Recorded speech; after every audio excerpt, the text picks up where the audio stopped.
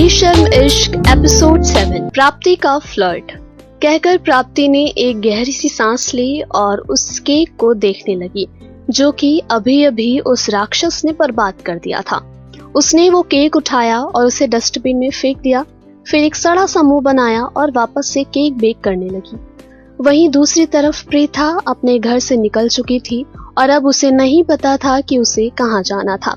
लगभग आधी रात हो रही थी, लेकिन अब भी वो दर दर भटक रही थी।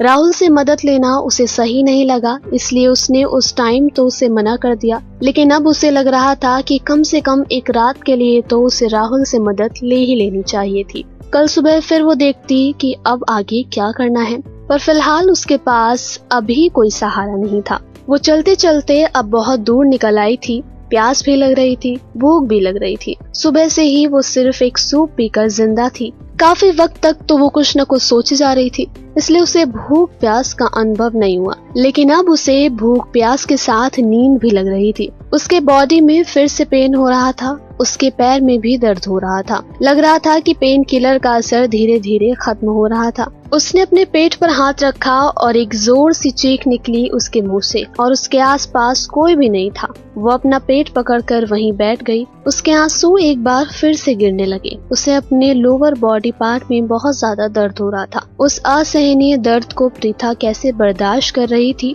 ये तो वही जानती थी। लगभग आधे घंटे तक प्रीथा वहीं बैठी रही। काफी वक्त बाद जब उसका दर्द थोड़ा बहुत ठीक हुआ तो वो उठकर फिर से चलने लगी, क्योंकि यहाँ उसे डर लग रहा था। दोनों तरफ से बड़े बड़े पेड़ नजर आ रहे थे। ऐसा लग रहा था कि वो मुंबई से बहुत ज्यादा दूर आ गई है। वो यहाँ पर ज्यादा देर तक रुकना भी नहीं चाहती थी, क्योंकि आसपास पूरा सन्नाटा था और उसे बहुत ज्यादा डर लग रहा था। इसलिए प्रीथा वहाँ से उठी और हिम्मत बांधकर फिर आगे चलने लगी। उसे नहीं पता था कि उसकी मंजिल क्या थी, पर हाँ इतना जरूर पता था कि रास्ता तो यहीं से जाता था, क्योंकि जो रास्ता वो पीछे छोड़ आई वहाँ कोई उसका था ही नहीं। सबने सिर्फ उस पर इल्जाम ही लगाए थे और अब प्रीथा वापस उस रास्ते पर नहीं जाना चाहती थी जहाँ उसे सिर्फ जल्लत ही मिलती हो। सच में एक लड़की की जिंदगी भी कितनी मुश्किल होती है ना, खासकर तब जब उसके आसपास किसी का सहारा ना हो। किसी ने सही कहा है, घर के बाहर पुरुष की एक चप्पल होना ही स्त्री का दामन सुरक्षित कर देता है,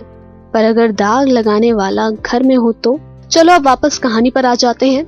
चलते चलते उसने कुछ दूरी पर एक स्ट्रीट लाइट के थोड़े ही सामने पर एक बहुत बड़ा घर जैसा कुछ देखा। प्रीथा थोड़ा और आगे आई तो वहाँ एक बोर्ड लगा हुआ था जिस पर लिखा था अपना घर।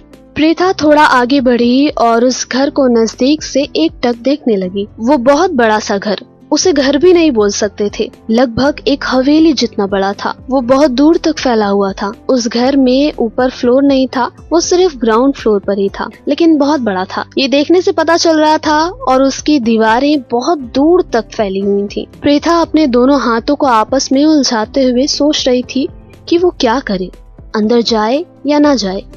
वो उलझन में थी। ऐसे तो उसे पता चल गया था कि हो सकता है ये कोई अनाथ आश्रम हो या कोई वृद्ध आश्रम हो, लेकिन अभी वो श्योर नहीं थी, क्योंकि वहाँ पर किसी भी तरह का कोई पर्टिकुलर बोर्ड नहीं लगा था जिससे वो समझ सके कि ये घर एक्चुअल में क्या है। पहले के जमाने में भी तो आखिर ऐसे घर होते थे जो बहुत दूर तक फैले होते थे और सिर्फ एक ही फ्लोर हुआ करता था।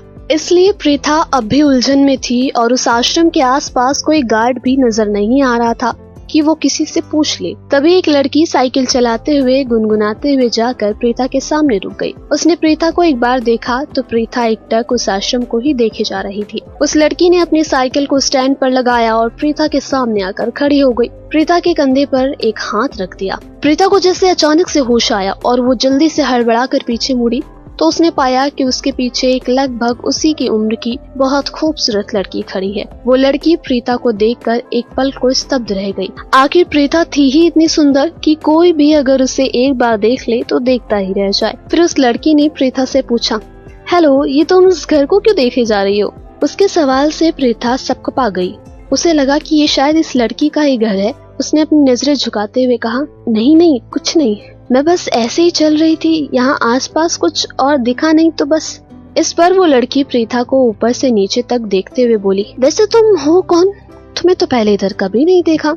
इस पर प्रीता ने अपनी नजरें वैसे ही झुकाते हुए कहा, नहीं मैं बस यहाँ से जा ही रही थी। ये कहकर प्रीता वहाँ से आगे बढ़ने को हुई तो उस लड़की ने प्रीता को रोकते हुए कहा, रुको, इतनी रात को तुम यहाँ से पैदल कहाँ जाओगी? वो लड़की प्रीता की हालत को देखकर थोड़ा अंदाजा लगा सकती थी कि इस लड़की को मदद की जरूरत है, इसलिए उसने प्रीता से बात करने की सोची, लेकिन प्रीता उसकी बातों का जवाब नहीं दे रही थी। तो उस लड़की ने प्रीता के कंधों पर हाथ रखते हुए कहा, देखो, अगर तुम्हें कोई प्रॉब्लम है तो तुम मुझे बता सकती हो, और इतनी रात को तुम्हारे पास कोई गाड़ी भी नहीं है तो तुम यहाँ तक कैसे पहुँची? क्योंकि इस एरिया में तो दूर दूर तक भी कोई मकान नहीं है। इस पर प्रीता ने अपनी पलकें उठाकर एक बार सामने खड़ी इस लड़की को देखा और उससे कहा, वो बस मैं चलते चलते यहाँ तक पहुँच गई हूँ। ये कहते हुए भी प्रीता थोड़ा थोड़ा कांप रही थी। दरअसल उसे उस लड़की से भी डर लग रहा था कि कहीं वो लड़की सही नहीं हुई, उसने उसके साथ कुछ गलत कर दिया। वो इस वक्त अपनी जिंदगी के उस पड़ाव में थी जहाँ पर किसी पर भी भरोसा करना उसके लिए नुकसानदायक ही साबित हो रहा था। इसलिए उसे अब ट्रस्ट इशू होने लगा था, जिसकी वजह से अब उसे रोना भी आ रहा था और उसकी आंखों से धीरे धीरे आंसू भी बह रहे थे। उस लड़की ने प्रीता को ऐसे कांपते हुए देखा तो उसने अपनी एक उंगली से प्रीता की चिन को ऊपर करते हुए कहा, अरे तुम रो क्यों रही हो? देखो, ऐसे रो मत, मैं तो सिर्फ पूछ रही हूँ ना तुमसे, कोई दिक्कत है क्या?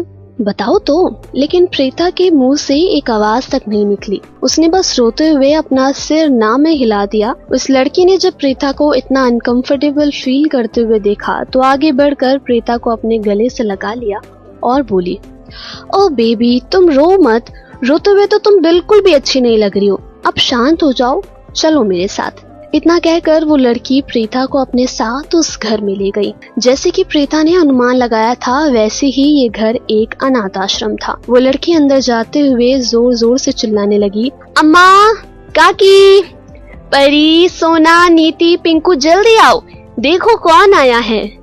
उसकी बात सुनकर सारे बच्चे हॉल में एक जगह इकट्ठा हो गए और अपनी आंखों को बड़ी बड़ी करके आश्चर्य से प्रीता को देखने लगे। उन बच्चों के इस तरह से घूरने से प्रीता थोड़ी अनकंफर्टेबल हो गई और उसने उस लड़की का हाथ पकड़ लिया और पीछे छुप गई। वहीं वो सारे बच्चे प्रीता को ऐसे देखकर हल्का सा मुस्कुराने लगे। प्रीता बिल्कुल एक छोटी बच्ची की तरह रिएक्ट कर रही थी। तभी परी, जो आधी नींद में थी, वो अपना डॉल पकड़े हुए आगे आई और अपने सामने खड़ी हुई इस लड़की से बोला, प्राप्ति दीदू, आप एक तो इतना लेट आते हो और ऊपर से सबको जगा देती हो, आपको पता नहीं चला मैं सो रही थी ना? परी के ऐसा बोलने से प्राप्ति अपने घुटनों के बल बैठ गई और परी के गालों को छूते हुए बोली, अरे मेरा बच्चा, दीदी को नहीं पता था ना कि आप सो रहे होंगे, पर मेरे पास आपके लिए एक सरप्राइज है, आप देखोगे ना तो खुश हो जाओगे। फिर प्राप्ति खड़ी हुई और उसने प्रीता से अपना हाथ छुड़ाते हुए प्रीता की कलाई पकड़कर उसे सबके सामने खड़ा कर दिया। परी ने अपनी नींद भरी आंखों से प्रीता को देखा। प्रीता को देखकर परी के चेहरे पर एक स्माइल आ गई और वो प्रीता के सामने आते हुए प्राप्ति से बोली, कौन है ये तो बहुत क्यूट है, बिल्कुल परी के जैसी। वहीं आश्रम में प्राप्ति ने परी से कहा, चलो बच्चा, अब आगे से हट जाओ, दीदी को जाने दो, उनको आराम भी करना है ना, और आप सब भी जाकर सो जाओ। प्राप्ति की बात सुनकर सारे बच्चों ने अपना सिर हाँ में हिला दिया और वहाँ से अपने अपने रूम में चले गए। लेकिन जाते वक्त वो पीछे बार बार पलटकर प्रीता को देखे जा रहे थे। उन्हें प्रीता बिल्कुल एक गुड़िया जैसी लग रही थी। उन्हें भी प्रीता से बात करने का मन था, लेकिन जानते थे कि प्राप्ति ने जो एक बार कह दिया तो वो बात समझो पत्थर की लकीर हो गई। इसलिए वो सारे मन मारकर अपने अपने कमरों में चले गए।